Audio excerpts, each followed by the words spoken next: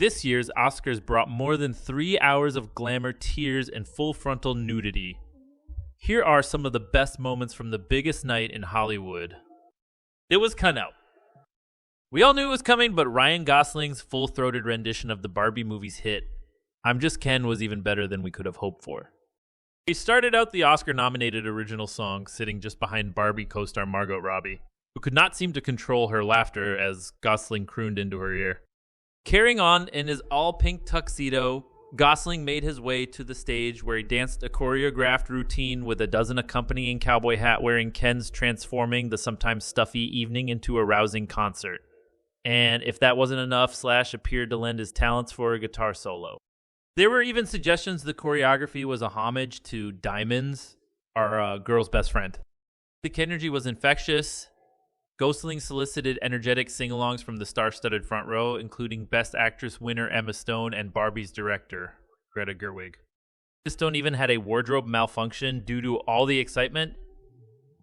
As she walked up to the stage to collect her Best Actress nomination, she was struggling with the back of her dress. Hearing backstage, she said, "They sewed me back in.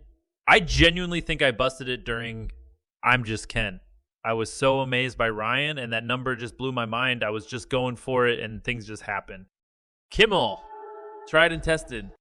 Jimmy Kimmel returned to the Dolby Theater for his fourth turn as Oscars host. He's had some practice, and it showed. Kimmel nodded to the months-long strikes that brought Hollywood nearly to a halt in his tone-setting monologue, celebrating the actors and writers who had pushed for a deal.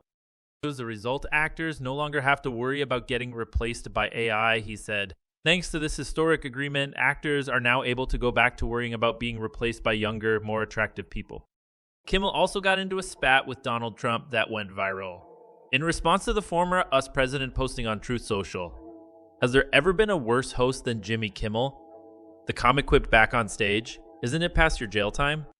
But not all his jokes landed.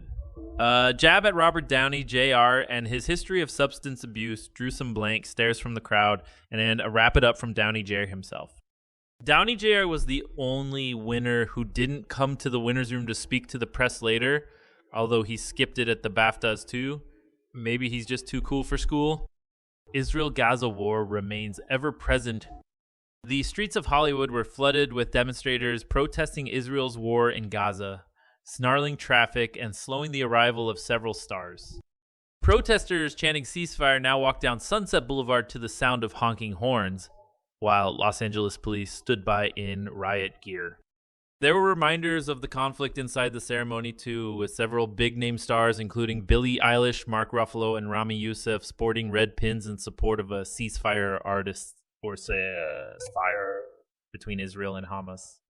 The pins were from Artists for Ceasefire, a group of stars and others who work in the entertainment industry who signed an open letter urging President Biden to call for a ceasefire.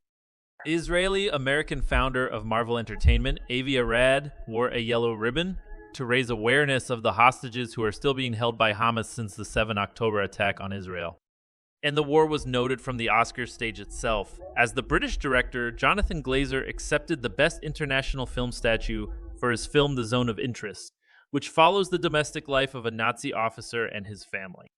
Glazer, who is Jewish, said he rejected his Jewishness and the Holocaust being hijacked by an occupation which has led to conflict for so many innocent people. Whether the victims of October 7th in Israel or the ongoing attack on Gaza, all the victims of this dehumanization, how do we resist? The Oscars made lots of superfans happy this year by returning to an old presenting format with past winners announcing the nominees for the 4 acting categories. The personal tributes gave us some nice moments of real emotion from the stars. This was especially true for Dave Joy Randolph, who was moved to tears by a heartfelt introduction from Lupita Nyong'o. Randolph had us crying ourselves moments later when she accepted the trophy for Best Supporting Actress, her first win after her first nomination.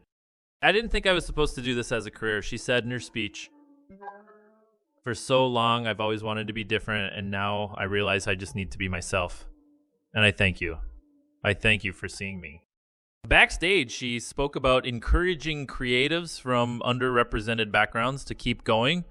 The beautiful thing that erupts is your imagination and creativity, because you don't have much something I think as black people we are very good at is making a lot out of very little.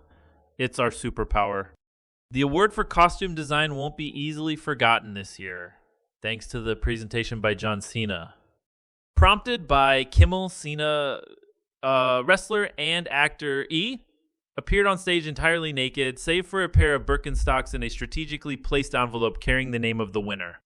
Fina shuffled on stage to the sound of roaring laughter before a quick exchange with Kimmel. One of the better sketches of the evening. The male body is not supposed to be funny, Cena said. Mine is, Kimmel replied. It wasn't the only moment of the night that had people sitting up in their chairs.